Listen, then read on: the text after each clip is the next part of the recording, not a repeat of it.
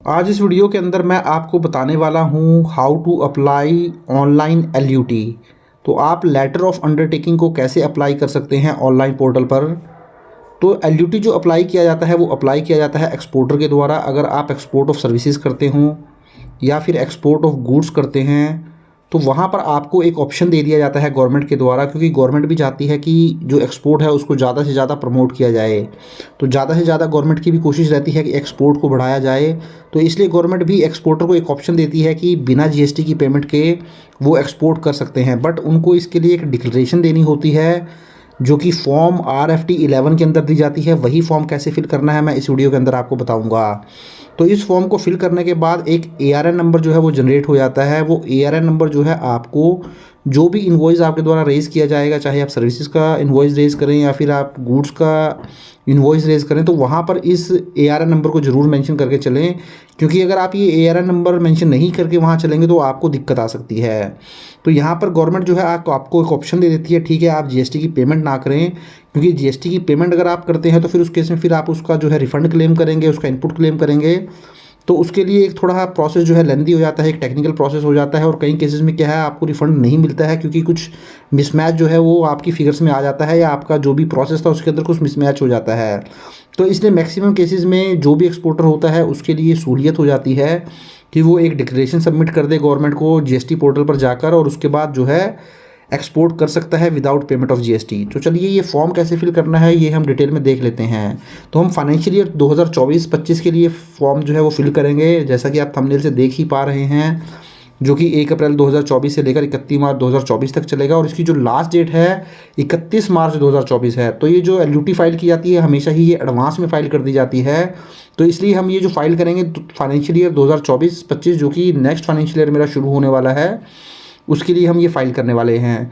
तो चलिए छोटा सा ये प्रोसेस रहेगा, हार्डली 2 या 3 मिनट का ये पूरा प्रोसेस है, हम इसको देख लेते हैं। तो इसके लिए सबसे पहले आपको इनकम टैक्स पोर्टल के ऊपर लॉगिन कर लेना है। तो जैसे ही आप इनकम टैक्स पोर्टल के ऊपर लॉगिन कर लेंगे आपको यहाँ पे सर्विसेज के ऊपर क्लिक कर देना है। तो जैसे ही सर्विसेज पे क्लिक करेंगे आपको ये जो यूज़र सर्विसेज नज़र आ रहा है इसके ऊपर क्लिक कर दीजिए। उसके बाद देखिए बहुत सारे ऑप्शन आपको नज़र आएंगे। यहाँ पे आपको नज़र आ जाएगा फर्निश लेटर ऑफ अंडरटेकिंग, तो इसके ऊपर क्लिक कर दीजिए। तो जैसे ही आप इसके ऊपर क्लिक करेंगे तो देखिए यहाँ पर आपका पूरा नाम आ जाएगा, जीएसटी नंबर आ जाएगा, लीगल नेम, ट्रेड नेम, सब कुछ, आपका एड्रेस, सारी डिटेल यहाँ पे नज़र आ जाएगी। तो यहाँ पे देखिए आपको बोलेगा LUT applied for financial year. तो हमें फाइनेंशियल ईयर 2024-25 के लिए एलयूटी फाइल कर रहे हैं, क्योंकि ये जो एलयूटी होती है ये आपकी एडवांस में ही फाइल आपको करनी पड़ती है। उसके बाद अगर आपने पिछले साल भी एलयूटी को अप्लाई की थी तो यहाँ पर आप उसकी अटैचमेंट जो है वो लगा सकते हैं। तो यहाँ देखिए दोस्तों आपको किसी भी तरीके का डॉक्यूमेंट कहीं पर भी अटैच जनरली नहीं करना पड़ता है। हाँ, अगर आपने लास्ट ईयर एलयूटी अप्लाई की थी तो आप ज़रूर यहाँ पे एलयूटी की कॉपी लगा सकते हैं, अदरवाइज़ इसके अलावा कोई भी डॉक्यूमेंट कहीं भी लगाने की ज़रूरत नहीं होती है। तो चलिए सबसे पहले मैं यहाँ से फाइनेंशियल ईयर 24-25 सेलेक्ट कर लेता हूँ और अपनी एलयूटी जो है यहाँ पर अटैच कर देता हूँ। तो लास्ट फाइनेंशियल ईयर की एलयूटी मैंने यहाँ पर अटैच कर दी है। उसके बाद मैं थोड़ा नीचे आ जाता हूँ। नीचे आने के बाद देखिए letter of undertaking for export of good और service without payment of integrated tax rule 96A। तो रूल 96A के अंदर पूरी कंडीशंस बताई गई हैं, रूल बताए गए हैं, कौन कौन से रूल आपको फॉलो करने पड़ेंगे, कंडीशन फुलफिल करनी पड़ेंगी। इसकी एक कंडीशन ये भी होती है दोस्तों, जैसे आप एलयूटी ले लेंगे तो फाइनेंशियल ईयर जब शुरू हो जाएगा अप्रैल 2024 से, तो उसके 3 महीने के अंदर अंदर आपको पहली एक्सपोर्ट की सेल करनी ज़रूरी हो जाती है। तो अगर आप 3 महीने के अंदर अंदर एक्सपोर्ट की सेल नहीं करेंगे तो उस केस में फिर आपके लिए ये एलयूटी जो है वो काम नहीं करेगी, उसमें आपको टैक्स पे करना पड़ जाएगा। तो एक रूल जो है ये भी कहता है। तो रूल 96A को आप डिटेल में पढ़ लीजिए, उसकी सारी कंडीशन फुलफिल करें आप, तभी जो है एलयूटी के लिए अप्लाई करें या उसकी कंडीशन के अकॉर्डिंग ही काम करें।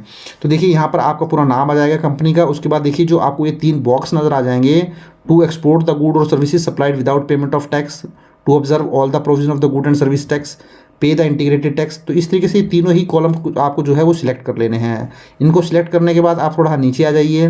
नीचे आने के बाद देखिए यहाँ पे आपको 2 विटनेस के जो है डिटेल्स प्रोवाइड करनी है। तो जो रेड डॉटेड है ये आपकी कंपलसरी इन्फॉर्मेशन है। तो कोई भी 2 विटनेस आपके हो सकते हैं, उनकी डिटेल आप फिल कर दीजिए। डॉक्यूमेंट कोई नहीं लगेगा, सिर्फ आपको इन्फॉर्मेशन ही फिल करनी है। इसी तरीके से नीचे दूसरे विटनेस की आप डिटेल फिल कर दीजिए। उसके बाद देखिए यहाँ पर आपका आएगा नेम ऑफ द प्राइमरी और ऑथराइज सिग्नेचरी। जब ये आप सारी इन्फॉर्मेशन फिल कर लेंगे तो उसके बाद यहाँ पे जो भी आपका ऑथराइज सिग्नेचरी आपने यहाँ पे जीएसटी के अंदर रजिस्टर्ड करवाया होगा तो वो यहाँ पे आ जाएगा, आप उसको सिलेक्ट कर लीजिए। यहाँ पर आप जो है प्लेस फिल करने के बाद अब यहाँ पे देखिए आपको ऑप्शन नज़र आ जाएंगे। अगर आपको लगता है कि ये आप फर्दर जो प्रोसेस है वो बाद में करना चाहते हैं तो इस एप्लीकेशन को आप सेव कर भी रख सकते हैं। 15 डेज़ तक जो है नॉर्मली ये वैलिड रहती है। तो उसके बाद देखिए आप उसके बाद sign and file with EVC कर सकते हैं या फिर sign and file with DSC कर सकते हैं। तो यहाँ पे sign and file with EVC करेंगे तो आपका जो रजिस्टर्ड मोबाइल नंबर है उसके ऊपर आपको एक आपका जो है ओटीपी आ जाएगा। तो उसके बाद आप प्रोसीड कर दीजिए। तो देखिए you are about to submit RFD11। तो RFD11 ये फॉर्म होता है दोस्तों, इसको प्रोसीड कर दीजिए। जैसे ही प्रोसीड करेंगे तो ओटीपी आया होगा, ओटीपी आप इसमें फिल कर दीजिए। उसके बाद इसको वेरीफाई कर दीजिए। तो देखिए इस तरीके से आपकी एप्लीकेशन सक्सेसफुली सबमिट हो गई है। आप इस एप्लीकेशन को यहाँ से डाउनलोड भी कर सकते हैं। और देखिए यहाँ पे application submitted successfully, ARN number आपका जनरेट हो चुका है। तो एप्लीकेशन रेफरेंस नंबर ये आपका ARN नंबर होता है, जिसको आप LUT नंबर भी बोल सकते हैं। तो ये जो ARN नंबर है इसकी मैं बात कर रहा था। इस ARN नंबर को आप जो भी एक्सपोर्ट का इनवॉइस रेज करेंगे, चाहे वो सर्विसेज का हो या फिर वो आपका एक्सपोर्ट ऑफ गुड्स हो, तो वहाँ पर आपको इनवॉइस पे ये जो ARN नंबर है वो ज़रूर मेंशन करना है। तो देखिए हार्डली ये 3 या 4 मिनट का प्रोसेस था, पूरा मैंने आपको बता दिया। तो आप भी घर बैठे बैठे अपनी ऑनलाइन LUT जो है अप्लाई कर सकते हैं, अगर आप भी एक्सपोर्ट करते हैं, चाहे सर्विसेज का करते हों चाहे गुड्स का करते हों। तो आई होप दोस्तों वीडियो आपको अच्छा लगा होगा। वीडियो अच्छा लगा तो इसको लाइक करें, शेयर करें और चैनल को सब्सक्राइब नहीं किया है तो चैनल को भी ज़रूर सब्सक्राइब कर लें। Thank you very much, have a nice day, take care.